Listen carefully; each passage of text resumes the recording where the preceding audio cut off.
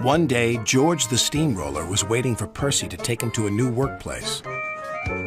George was being rude to Rheneas and Skarloey. "You're just worn-out wheels on worn-out rails." "You need rocks for your roads," replied Skarloey, "and we're helping you." "I need to flatten little engines in the scrapyards," retorted George. Then Percy arrived to take George away. He was still rebelling. "Railways are no good. Turn them into roads." The little engines were pleased to see him go. George grumbled all the way to the old branch line. He was going to turn it into a road. When they arrived, George was rude again. "Bumpy ride on rotten rails. I'm glad it's over." "So am I," said Percy. "Ha!" huffed George. Percy was still fuming when he met Thomas. "What's up, Percy?" "It's George. He makes me feel down." "Just ignore him," puffed Thomas. George was now enjoying himself. "Ripping up rails," he chortled. "What a life!" "What do you think of this, Thomas?" Thomas took no notice. George felt insulted. "You're a useless blue puffball." But Thomas didn't hear. "I'll show him who's boss." At last, the workmen reached the level crossing. "What shall we do here?" "Tear it up, tarmac it," said George. So they did, but not properly, and George knew it. Later, Thomas was traveling home on the same line. He was pulling freight cars filled with vegetables. The signalman had forgotten to warn his driver about the crossing. "That's nice. We don't need to stop," said Thomas happily.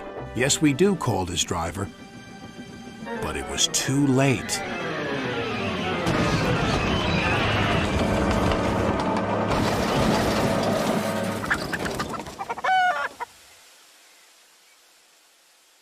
Next day, Percy told Gordon all about George.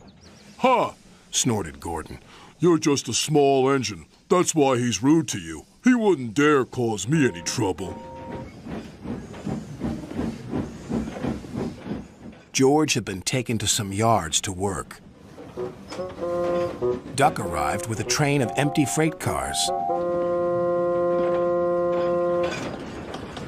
George was blocking his way, and a car was stuck on the main line. "Let me through," demanded Duck. "You'll just have to wait," replied George. "There's no time to wait. I must clear my freight cars from the main line to let Gordon through." "Then he'll have to wait too," said George. Duck's driver went to complain to the station master, but the signalman had set the signal to allow Gordon to speed through.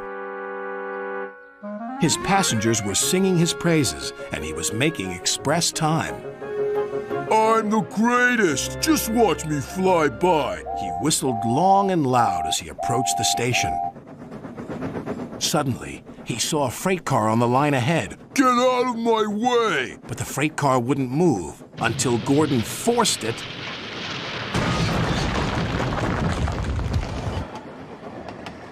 by accident. Gordon was worried that Sir Topham Hatt would be cross. He was, but not with Gordon. "Whoever caused this disturbance will have me to answer to." And he did, a few days later. "Look who's here," said Thomas. George had been found out by Sir Topham Hatt and punished. He looked miserable. "Now we'll get some peace at last," said Percy.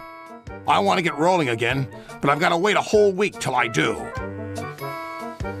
"And then you'll be just as rude as ever." "Eh, George?" "I hope not. Don't you?"